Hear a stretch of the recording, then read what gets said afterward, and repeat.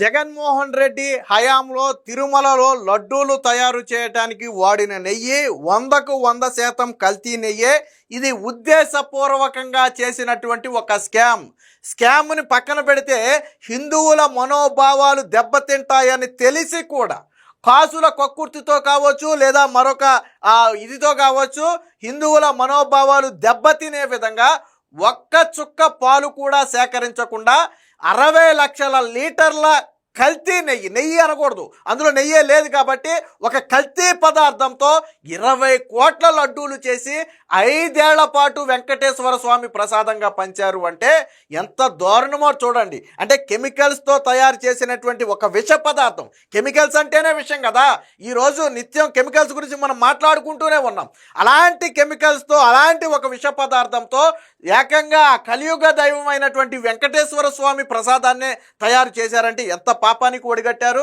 ఇదంతా కావాలని చేసింది. దాదాపుగా 10 రాష్ట్రాల్లో సిట్ ఇన్వెస్టిగేషన్ చేసి తేల్చింది ఏంటంటే ఇందులో టీటీడీలో ఉన్న అధికారులు కావచ్చు లేదా పాలకులు కావచ్చు అందరూ కలిసి ఈ నెయ్యి సరఫరా చేసే కంపెనీలతో కుమ్మక్కయ్యి బోలే బాబా డైరీ కేంద్రంగా ఉత్తరాఖండ్లో ఉన్నటువంటి బోలే బాబా డైరీ కేంద్రంగా ఈ మహా దారుణానికి పాల్పడ్డాడనే సంచలన నిజాలను నిన్న సిట్ అయితే వెలుగులోకి తీసుకురావడం జరిగింది. మొత్తంగా 250 కోట్ల రూపాయల స్కామ్ అనేది ఇందులో జరిగింది. ఇక్కడ డబ్బులు పోయినందుకు కాదు, వాస్తవానికి వీళ్ళు తిన్నది వెంకటేశ్వర స్వామి సొమ్ము. అంత ఈజీగా ఏం తప్పించుకోలేరు. ఆ దేవుడితో నేను అనుకుంటాం ఏంటంటే ఈ పాపం అందుకే 2024లో పండిందేమో అనుకుంటున్నాను నేను. ఇలాంటి తప్పులు చేసి మేము ఎవరికి దొరకం కదా, మనమే అధికారంలో ఉన్నాం కదా అనుకున్నారు. కానీ దేవుడి దగ్గరే డ్రామాలా? దేవుడి నుంచే వీళ్ళు తప్పించుకోగలరా? 2024లో జగన్మోహన్ రెడ్డి అంత దారుణమైనటువంటి పరాజయం చవి చూడటానికి వీళ్ళు చేసినటువంటి మహాపాపమే ఒక కారణమని నేను భావిస్తున్నా. ఆ వెంకటేశ్వర స్వామి ఇలాంటి వ్యక్తులను రాజకీయాలకు దూరంగా పెట్టాలి. ఇలాంటి వ్యక్తులు రాజకీయాల్లో ఉంటే అంటే దేవుళ్లను కూడా కల్తీ చేస్తారనే ఒక భావనతో ఆ వెంకటేశ్వర స్వామి జగన్మోహన్ రెడ్డిని 11 సీట్లకు పరిమితం చేసాడేమో. ఎవరైనా ఊహించాడా వైసీపీ 11 సీట్లకు పరిమితం అవుతుందని? ఎవరైనా ఊహించారా? ఓడిపోతుంది అని అనుకుని ఉండొచ్చు. కానీ 11 సీట్లకు పరిమితమయ్యి ప్రతిపక్ష హోదా కూడా రాదు అని ఎవరైనా ఊహించారా? నాకు తెలిసి ఆ వెంకటేశ్వర స్వామి మహిమదే. ఆ కలియుగ దైవంతో 5 ఏళ్ల పాటు ఆటలాడాడు. అధికారం ఉంది కదా, మనల్ని ఎవరు ఏం చేయలేరు అనుకున్నారు. కానీ వెంకటేశ్వర స్వామి కంటి చూపు నుంచి తప్పించుకోలేరు. దాని ఫలితమే, మీరు చేసిన మహాపాపానికి ఫలితమే మొన్న వచ్చినటువంటి 11 సీట్లని నేనైతే భావిస్తున్నా. ఎంత దారుణం! చుక్క పాలు లేకుండా 100% కల్తీ పదార్థంతో లడ్డూలు తయారు చేయటమా? రామరామ. వెంకటేశ్వర స్వామి అనగానే మనకు పెద్ద తిరుపతి అనగానే వెంకటేశ్వర స్వామి అనగానే మనకు గుర్తొచ్చేది ఏంటి? లడ్డూనే. ఎవరైనా 2 పలుకులు ప్రసాదం పెడితే ఆ మనసు పులకించిపోద్ది. మనకి వెంటనే కళ్ళకు అద్దుకుని నోట్లో వేసుకుంటాం, అదొక సంతృప్తి. ఆ వెంకటేశ్వర స్వామి పదార్థం 2 పలుకులు మనం నోట్లో వేసుకుంటే ఆ ప్రసాదాన్ని మనకేదో ఒక తెలియని అనుభూతి. అలాంటి ప్రసాదాన్ని ఒక కల్తీ పదార్థంతో 100% కల్తీ. ఎంత దారుణంరా! ఒక్క చుక్క పాలు లేకుండా 100% కల్తీ ఏంట్రా? అందరూ మొదట్లో ఏమనుకున్నారంటే కల్తీ జరిగిందంటే ఒక 60-70% నెయ్యి ఉంటుంది, అందులో 20-30% కల్తీ జరిగిందేమో అనుకున్నారు. పోనీ 50% నెయ్యి ఉంటుంది, 50% కల్తీ ఉండొచ్చు, అందులో 100% కాకపోయినా. 100% కల్తీ ఏంట్రా? అసలు ఎవరైనా ఊహించారా? ఆ సిట్లో రాసినటువంటి నిజాలను చూస్తే ఆ బుర్ర పాడైపోద్ది. అసలు తెలుసు వీళ్ళకి, మళ్ళీ అది కల్తీ అని తెలిసి కూడా లడ్డూల్లో వాడేశారు. కల్తీ అని తెలిసి కూడా మళ్ళీ టెండర్లు వాళ్ళకే కట్టబెట్టారు. కేజీ నేతికి 25 రూపాయల చొప్పున కమిషన్ తీసుకున్నారు 60 లక్షల లీటర్లకి. వైవి సుబ్బారెడ్డి పిఏ చిన్నప్పన్న ద్వారా ఈ దందా మొత్తం నడిపించారు. నేను చెప్పలా, సిట్ చెప్పింది ఆ మాట. వైవి సుబ్బారెడ్డి అకౌంట్ డీటెయిల్స్ అడిగితే నేను ఎవరు అన్నాడు, కోర్టుకు వెళ్ళాడు. నా అకౌంట్ డీటెయిల్స్ నేను ఎవరని కోర్టుకు వెళ్ళాడే. నీకెందుకు అంత భయం? ఎందుకనంటే వైవి చిన్నప్పన్న ద్వారా వచ్చిన అవినీతి అక్రమాలు ఎక్కడైనా బయటపడితేనే భయపడ్డాడేమో. సో దీనికి సంబంధించినటువంటి ఒక రిపోర్ట్ వచ్చింది, ఒక వార్త కూడా వచ్చింది, ఒకసారి చూద్దాం. కల్తీ కెమికల్ నెయ్యి, తిరుమల నెయ్యి కేడీల గుట్టును విప్పిన సిబిఐ ఛార్జ్ షీటు. 10 రాష్ట్రాలకు పైగా 10 రాష్ట్రాల పరిధిలో తనిఖీలు, 5 రాష్ట్రాల్లో నెట్వర్క్ గుర్తింపు, చొక్క పాలు లేకుండా నెయ్యి తయారీ. ఇదే అత్యంత దారుణమైన విషయం. 100% కెమికల్స్తో తయారు చేసిన ఒక పదార్థంతో మనకు లడ్డూలు పెట్టారు. అదొక విషంతో సమానం. కెమికల్స్ అంటేనే ఈరోజు విషం. అలాంటి విషాన్ని ఈరోజు ప్రజలకు ఇచ్చారు వాళ్ళు. 5 ఏళ్ల పాటు లడ్డూ రూపంలో విషం పెట్టారు వాళ్ళు ప్రజలకి, ముఖ్యంగా హిందువులకు విషం పెట్టారు వాళ్ళు. అంత దారుణమా? ఒక్క చౌక లేకుండా నెయ్యి తయారీయా? ఎంత దారుణం ఇది! బోలే బాబా డైరీ కేంద్రంగా దందా, సహకార డైరీలను తప్పించడానికి టెండర్ నిబంధనల్లో సవరణలు. చూడండి, అంటే ఒక ప్రీ ప్లాన్డ్ కుట్ర. సహకార డైరీల నుంచి కూడా తిరుమలకు నేతిని తీసుకోవచ్చు, కొంత నేతిని సహకార డైరీల నుంచి తీసుకోవచ్చు, అది చాలకపోతే కొంత నేతిని బయట నుంచి తీసుకోవచ్చు. కానీ నిబంధనలు మార్చకపోతే సహకార డైరీలు ఎక్కడ టెండర్లలో పాల్గొంటాయనే ఉద్దేశంతో ఆ టెండర్ నిబంధనలను కూడా సవరణలు చేసి సహకార డైరీలు అందులోకి రాకుండా చేసినటువంటి దౌర్భాగ్యమైనటువంటి పరిస్థితి వైసీపీ హయాంలో జరిగింది. సరఫరాదారులు, మధ్యవర్తులు, అధికారుల ప్రమేయం నిర్ధారణ, ఛార్జ్ షీట్లో సంచలన నిజాలు. కల్తీ నెయ్యి కేసులో ఏడాది పాటు దర్యాప్తు జరిపిన సిబిఐ సిట్ సంచలన సంగతులు వెలికితీసింది. తిరుమల శ్రీవారి లడ్డూ తయారీకి ఉపయోగించే నెయ్యి సరఫరాలో బడా కుట్ర బయటపడింది. టెండర్ నిబంధనల మార్పు నుంచి నెయ్యి సరఫరా వరకు ఎక్కడెక్కడ ఎవరెవరు ఎలాంటి అక్రమాలకు పాల్పడ్డారు అనేది పసిగట్టింది.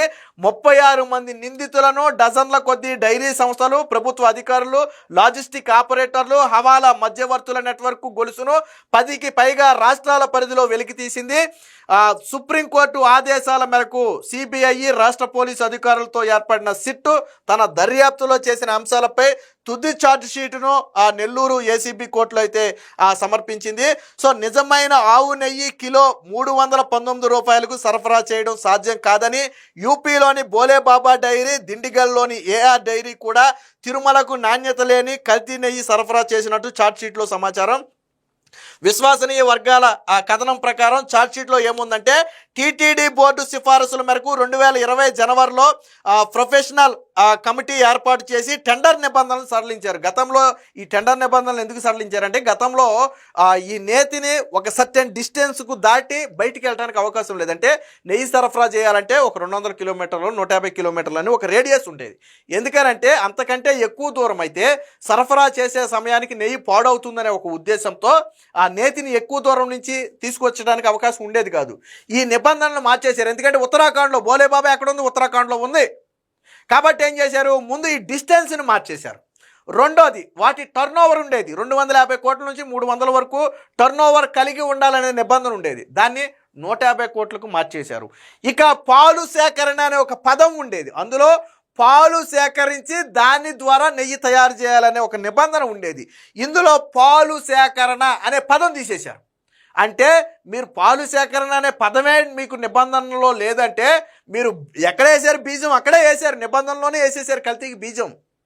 నిబంధనలో స్పష్టంగా పాల సేకరణ ద్వారా నెయ్యి తయారు చేయాలి అనే ఒక నిబంధనలో ఈ పాలు సేకరణ అనేది తీసేశారు. పాలు సేకరణ తీసేస్తే నువ్వు నీళ్లు సేకరించవచ్చు, లేకపోతే కెమికల్ సేకరించవచ్చు, ఇంకోటి సేకరించవచ్చు. వాళ్ళు సేకరించింది అదే అక్కడ. అంటే కావాలని అక్కడే కుట్ర పన్నారు. సో ఇలా 1 కాదు 2 కాదు అనేక నిబంధనలు మార్చేశారు. అలాగే గతంలో డైరీలకి ఏంటంటే సర్టిఫికేట్ ఉండాలి. అంటే 2-3 ఏళ్లకి సంబంధించినటువంటి అకౌంట్ డీటెయిల్స్ కావచ్చు, వాళ్ళ ట్రాన్సాక్షన్ డీటెయిల్స్ కావచ్చు, వాళ్ళు నేతిని ఎవరెవరికి సరఫరా చేశారు, ఎక్కడి నుంచి పాలు సేకరించారనే డీటెయిల్స్ అన్నీ కూడా ఉండాలి. సో అలాంటివి ఏవి కూడా లేకపోయినా పర్వాలేదని నిబంధనలను సడలించేశారు. అంటే ఒక ప్రీ ప్లానుడు కుట్ర. తిరుమలలో వాడుతున్నది నెయ్యి కాదు, కల్తీ పదార్థం అని వీళ్లకు తెలుసు. సాధారణంగా ప్రతి 3 నెలలకో 6 నెలలకో ఒకసారి వెరిఫికేషన్కి వెళ్తారు. టీటీడీ నుంచి ఒక కమిటీ వెళ్ళద్ది. ఎక్కడి నుంచి అయితే మనం నెయ్యి తీసుకుంటున్నామో అక్కడికి వెళ్ళి పరిశీలిస్తుంది. అంటే వీళ్ళు పాలు ఎక్కడి నుంచి సేకరిస్తున్నారు, వెన్న ఎక్కడి నుంచి తీసుకుంటున్నారు, లేదా దీని తయారీ ప్రాసెస్ ఎలా ఉంది, ఇవన్నీ కూడా పరిశీలిస్తారు వెళ్ళిపోయి. దాన్ని అసలు వీళ్ళు టెండర్ తీసుకున్న సంస్థకి నిజంగా అన్ని లక్షల లీటర్ల నేతిని సరఫరా చేసే అవకాశం ఉంటుందా, కేజీల నేతిని అనేది పరిశీలించాలి. ఆ పరిశీలనకు వెళ్ళినటువంటి అధికారులను కూడా లంచాల రూపంలో కొనేశారు. అంటే అక్కడ పూర్తి నీకు ఒక వ్యక్తి లంచం ఇచ్చాడు అంటేనే నీకు అక్కడ విషయం అర్థమైపోతుంది. గతంలో నందిని, కర్ణాటకకి చెందినటువంటి నందిని నేతిని వాడేవాళ్ళు గతంలో. అంటే 2014 నుంచి 19 వరకు టీడీపీ ఉన్నప్పుడు నందిని నేతిని వాడింది. టీడీపీ దిగిపోయే సమయానికి కూడా నందిని నేతి టెండరే కొనసాగుతుంది. అయితే జగన్మోహన్ రెడ్డి వచ్చిన తర్వాత, సీఎం అయిన తర్వాత, వైవి సుబ్బారెడ్డి టీటీడీ చైర్మన్ అయిన తర్వాత నందినితో బేరసారాలు ప్రారంభించారు మనకు తెలిసిన సమాచారం ప్రకారం. అంటే మేము ఇప్పుడు ఆల్రెడీ బోలే బాబాని అడిగారు చూసారా, కేజీ కేజీకి 25 రూపాయల కమిషను. అలాగే నందినితో బేరం ఆడితే నందిని డైరీ ఏం చెప్పిందంటే, మేము లాభాపేక్షతో టీటీడీకి నెయ్యి ఇవ్వట్లేదు, దైవభక్తితో ఇస్తున్నాము, ఎటువంటి లాభాపేక్ష ఆశించకుండా మేము ఎంత రేటుకైతే మేము ఇవ్వగలమో అంత రేటుకే ఇస్తున్నాము, కాబట్టి మేము కమిషన్లు ఇవ్వలేము అని నందిని డైరీ తేల్చి చెబితే, ఓహో మీరు మాకే కమిషన్లు ఇవ్వనంటారా అని నందినిని తప్పించి బోలే బాబాని రంగంలో దింపారు. అది మనకు తెలిసినటువంటి మ్యాటర్. అది సిట్ రిపోర్ట్లో లేదులేండి, మామూలుగా చెప్తారా ఎందుకు అప్పుడు దాకా నేతిని తయారు చేసిన నందినిని తప్పించారు అంటే అది విషయం. ఇలా కావాల్సిందేంటి కమిషన్లే. సో అందుకనే వాళ్ళు ఇచ్చేసింది. దీనికి సంబంధించిన మరింత సమాచారం చూద్దాం.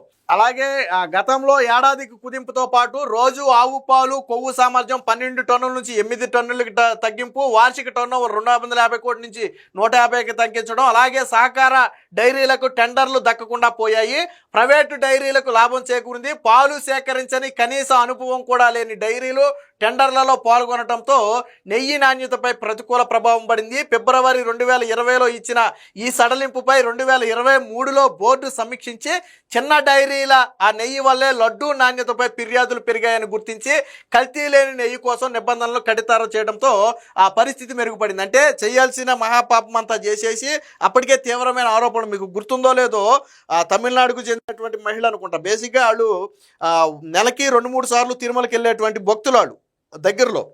ఆ మహిళ ఒకసారి మాట్లాడుతూ ఏంటంటే ఒక మాట చెప్పింది, ఏమనంటే వాస్తవానికి గతంలో లడ్డూ తయారు చేస్తే 2 వారాల నుంచి 3 వారాల పాటు చెక్కు చెదిరేది కదంట. అంటే 15 నుంచి 20 రోజుల పాటు లడ్డు అలాగే ఉండేది, ఎటువంటి వాసన రావటం కానీ పాడవటం కానీ గతంలో జరిగేది కాదు. కానీ జగన్మోహన్ రెడ్డి అధికారంలోకి వచ్చిన తర్వాత ఏమైందంటే ఆ లడ్డు 3 నుంచి 5 రోజులకే వాసన వచ్చేస్తుంది.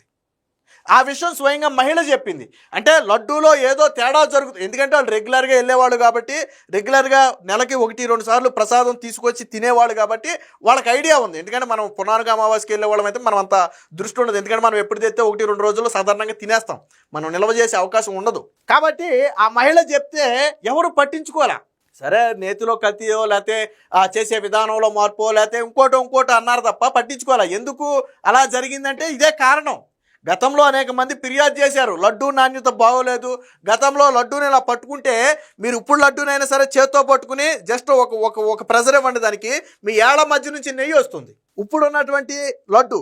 కానీ వైసీపీ హయాంలో మీరు లడ్డూని మొత్తం పిసికినా కానీ ఏం ఉండదు అందులో. ఎందుకనంటే అది నెయ్యి కాదు, బయటికి రావడానికి అది కెమికల్ పదార్థం, అందులో ఇంకిపోద్ది అది. ఇలాంటి గతంలో నాకు ఫిర్యాదులు వచ్చినా కానీ వాళ్ళు పట్టించుకోలే. సో బోలే బాబా సంస్థ డైరెక్టర్లుగా ఉన్నటువంటి పొమ్మిల్ జైను, విపిన్ జైన్తో పాటు సారికా జైను, పూనం జైను 2019-24 మధ్యలో టీటీడీ నెయ్యి సరఫరాలో క్రిమినల్ కుట్రకు పాల్పడినట్టు సిట్లు గుర్తించింది. విశ్వసనీయ వర్గాల సమాచారం ప్రకారం కొందరు టీటీడీ అధికారులు ఇతర డైరీ సంస్థలతో కలిసి కల్తీ నెయ్యి తయారీకి తెగబడింది. తమ సంస్థలైన Harsha trading company, Harsha fresh dairy foods private limited ద్వారా కోల్కతాకు చెందిన బూజే రిఫైనర్ లిమిటెడ్ అలాగే మరికొన్ని సంస్థల నుంచి పామాయిల్ కొనుగోలు చేసింది. అంటే వీళ్ళు చూడండి, పామాయిల్ ఎక్కడి నుంచి తెచ్చారంటే వీళ్ళు కోల్కతా నుంచి కొనుగోలు చేశారు కెమికల్స్లో భాగంగా. మరికొన్ని సంస్థల నుంచి పామాయిల్ కొనుగోలు చేశారు. ఈ సంస్థ కీలక ఉద్యోగులైనటువంటి హరిమోహన్ రాణా, సంజయ్ చౌహాన్, ఆశీష్ రోహలాతో పాటు కలిసి పాలు లేదా వెన్న సేకరించకుండానే బోలే బాబా డైరీలో refined palm oil, corn oil, refined ఓలిన్లు అతి తక్కువ పరిమాణంలో ఉన్న నేతిలో కలిపి ల్యాబ్ పరీక్షలు మేనేజ్ చేసేందుకు, అలాగే సువాసన వచ్చేందుకు beta carotene, acetic acid ester, acetic acid ester అంటే ఎంత ప్రమాదం ఉండేది, అసిటిక్ యాసిడ్తో పాటు food grade lactic acid, monoglyceride, అలాగే నెయ్యి ఫ్లేవర్ రసాయనాలు ఉపయోగించి తయారు చేశారు. అంటే 100% కెమికల్స్తోనే తయారు చేశారు. ఎక్కడా కూడా చుక్క పాలు సేకరించాలా, ఒక చుక్క నెయ్యి అందులో వాళ్ళ. చివరికి దాని సువాసన కోసం కూడా వాడింది కూడా కెమికల్సే. అంటే నెయ్యి సువాసన ఎలా వస్తుందో అలాంటి సువాసన రప్పించటం కోసం వాడింది కూడా కెమికల్స్. అంటే ఎంత మహాపాపం చేశారనేది చూడండి. సో మొత్తంగా ఫలితంగా నాణ్యత లేని నెయ్యి టీటీడీకి 60 లక్షల కిలోలు సరఫరా అయింది. సుమారు 235 కోట్ల మేర టీటీడీకి నష్టం కలిగించారు. దాని జీఎస్టీ ఒక 16 కోట్లు అవుతుంది. మొత్తంగా కోట్లాది మంది భక్తుల మనోభావాలు అయితే దెబ్బతీశారు. కల్తీ నెయ్యిని నిర్ధారించిన 500 ఆధారాలని చెప్పి అంటే ఇదేమీ ఆషామాషిగా జరిగినటువంటి సిట్ వ్యవహారం కాదు. ఇది చాలా డెప్త్గా ఉంది. దాదాపుగా 500 ఆధారాలతో అది నెయ్యే కాదు 100% కల్తీ అని చెప్పి సిట్ అధికారులు అందులో మెన్షన్ చేయడం జరిగింది. అంటే ఏ స్థాయిలో కుట్ర పన్నారో చూడండి. మన ఇంట్లోనే మనం భోజనంలో వేసుకునే నెయ్యే స్వచ్ఛంగా ఉండాలని కోరుకుంటాం. ఒక చుక్క నెయ్యి మనం కూరలో వేసుకునే భోజనంలో వేసుకునే ఒక చుక్క నెయ్యే స్వచ్ఛంగా ఉండాలని కోరుకుంటాం. అలాంటిది భక్తులకు ప్రసాదంగా ఇచ్చే వెంకటేశ్వర స్వామి పదార్థంలో ఒక కెమికల్స్తో తయారు చేసిన విష పదార్థాన్ని కలపాలని ఎలా అనుకున్నారో నాకు అర్థం కావట్లా. గతంలో టీటీడీ చరిత్రలో ఎప్పుడు నెయ్యితోనే తయారు చేశారు. గతంలో ఎప్పుడైనా ఎక్కడైనా 1 కల్తీ లాంటి నాణ్యతలేమి ఎక్కడైనా జరిగితే మనకు తెలియదు. కానీ 100% వాడింది నెయ్యే.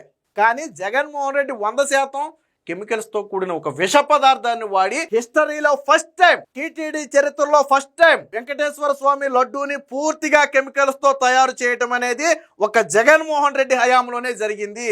చరిత్రలో ఇప్పటి వరకు ఎప్పుడు జరగలేదు. కానీ అడ్డగోలుగా వాదించుకుని అందులో జంతు కొవ్వు లేదు కదా అని చెప్పి వాళ్ళు సరిపెట్టుకునే ప్రయత్నం చేస్తున్నారు. సరే, మా సంతృప్తి కోసం మేము ఇలాగే ఆనందపడతామంటే అది మీ కర్మ. మీరు చేసిన పాపమే ఈరోజు మిమ్మల్ని ఈ స్థితికి పడేసిందని నేనైతే భావిస్తున్నా.